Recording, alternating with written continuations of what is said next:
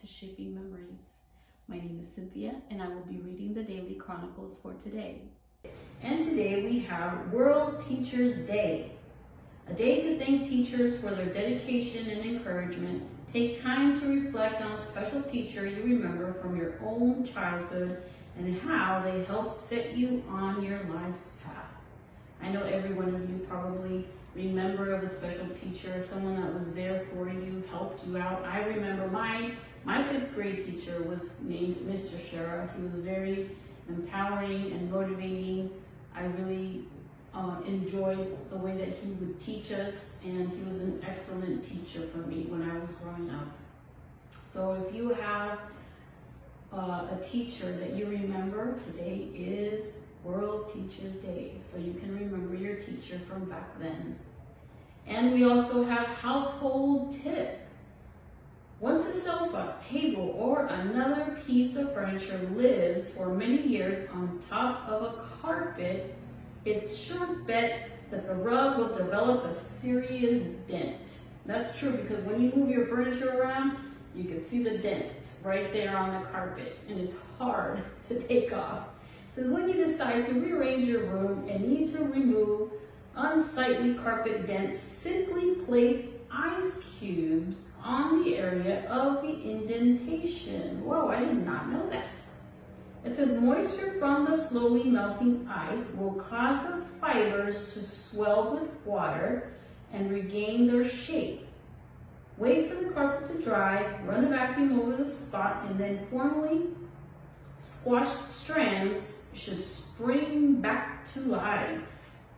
So the squashed strands of the rug will fluff it up, I guess.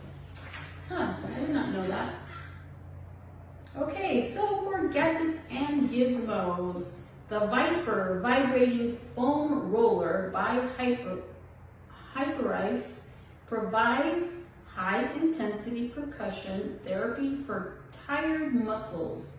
The massage-like vibration relieves pain, stiffness, and soreness by reaching both the superficial and deep muscle fibers. The device accelerates recovery after intense physical activity. And for Plenty Business, Jill broke her finger today, but on the other hand, she was completely fine. It says Jill broke her finger today, but on the other hand, she was completely fine. I don't know if you got that. It took me a little bit. Okay, and on this date, in 1924, the first Little Orphan Annie comic strip appeared in the New York Daily News. The title was inspired by James Whitcomb Riley's popular 1885 poem, Little Orphan Annie. And in 1947, the first TV address by a U.S. president from the White House was made.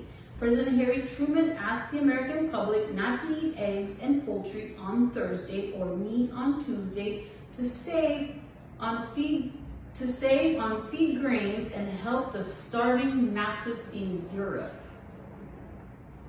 And spicy trivia. Although many cultures have used spices since ancient times, they were not introduced to the European menu until Crusaders returned with them from Eastern lands.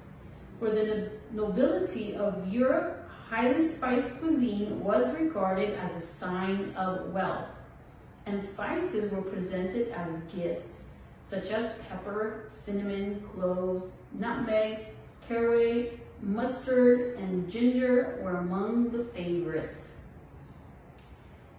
And for the quote of the day, I'm glad I'm not perfect.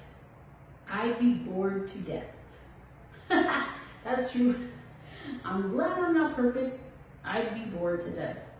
It's Louis Fitzhugh as Harriet the Spy. I think that's how you pronounce her last name. Harriet the Spy. Louise, I believe it's Louise Fitzhugh. She was born in 1928 and passed away in 1974. She was an American writer and illustrator of numerous popular children's books. She is best known as Harriet the Spy, which has become a beloved children's novel and precocious heroine that routinely makes lists of the top books for kids of all time.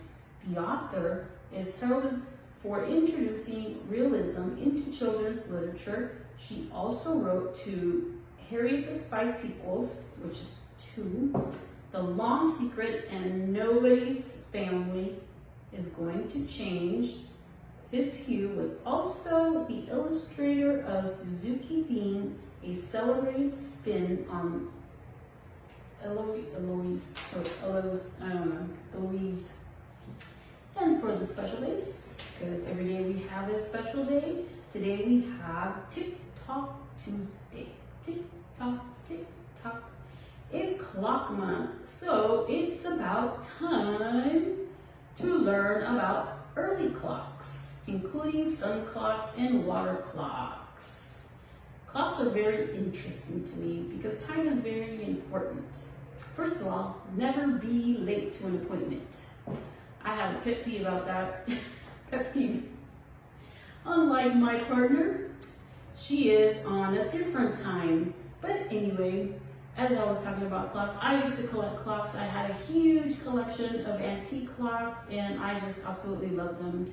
And I grew to love them because of my grandmother. She had this one particular clock, and I'm sure you're very familiar with these clocks that have a little glass, like a little dome, and then it would spin on the bottom part of the clock. I think it had music, I'm not sure, but I used to love that clock and I would stare at it when I was a little kid. So from there, I started to collect clocks.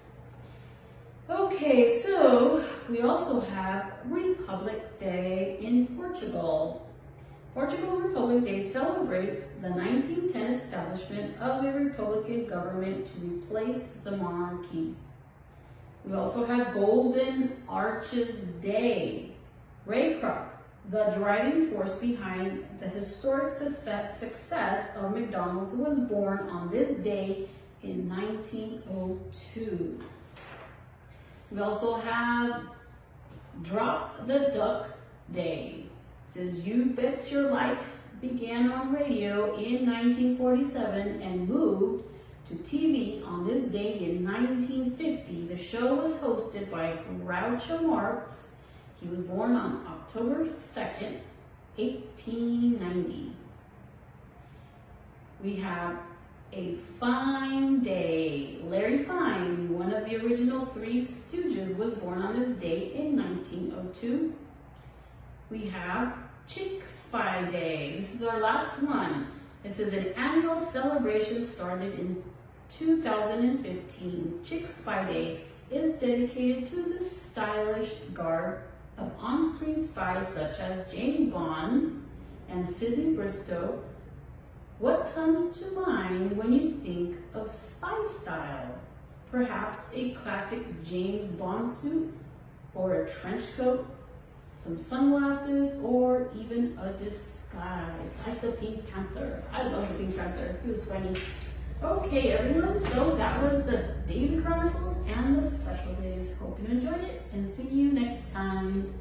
Bye-bye.